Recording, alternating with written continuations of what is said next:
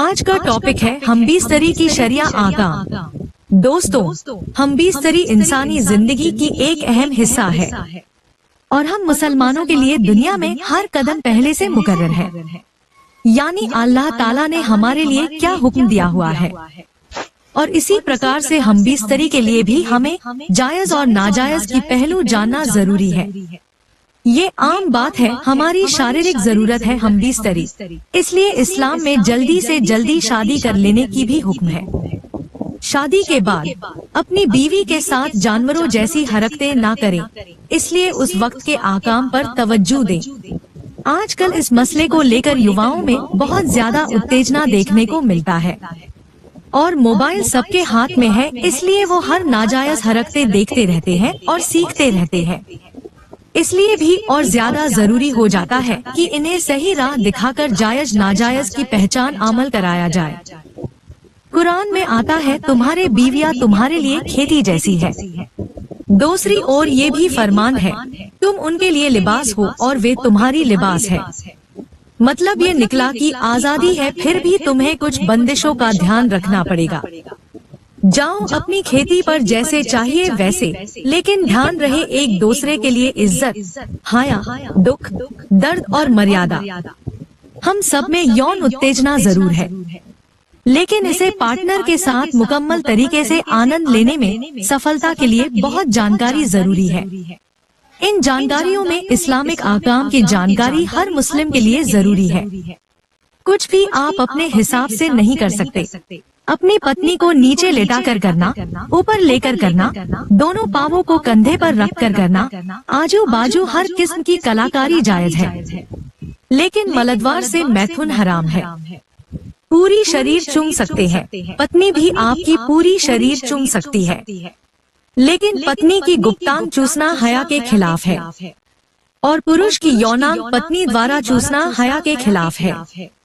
हजरत आयशा रज़ियल्लाहु अन्हा फरमाती है, 18 साल में हुजूर के साथ उनके हुजरे में पत्नी बनकर रही, लेकिन कभी ऐसा नहीं हुआ कि उन्होंने कभी मेरी शर्मगाह देखा हो और न ही मैंने कभी उनकी शर्मगाह देखी हो। यहीं से समझ आता है हया किसे कहते हैं।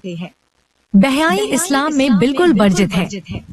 बेहयाई खुदा के शान को बहुत नापसंद है, इसलिए ऐसी हरकतें बिल्कुल नहीं करें।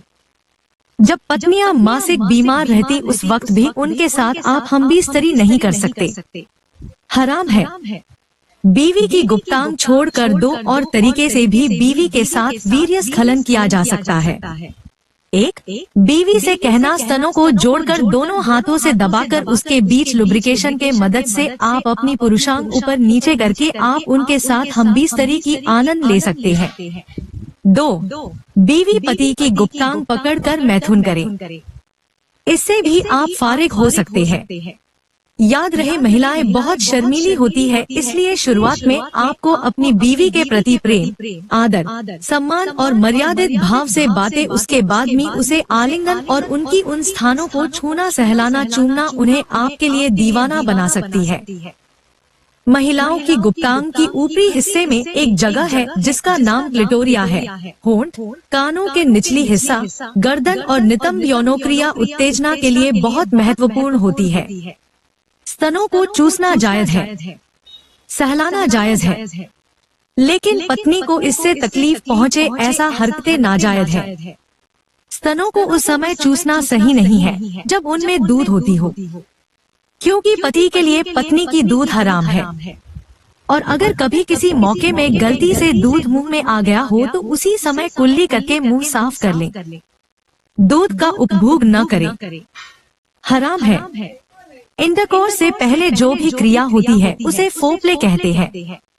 फोरप्ले करते समय उन हिस्सों से होते हुए चूमने तथा छूने सहलाने के बाद जब आपको लगेगा पार्टनर उत्तेजित है, तब आप अपना गुप्तांग सीधा उनके अंदर डालने से पहले उनकी गुप्तांग के ऊपर 3 से 4 मिनट तक सहलाना। इससे उनकी क्लिटोरिया से आपके गुप्तांग के संपर्क से वो बहुत ज्यादा तैयार हो जाएगी।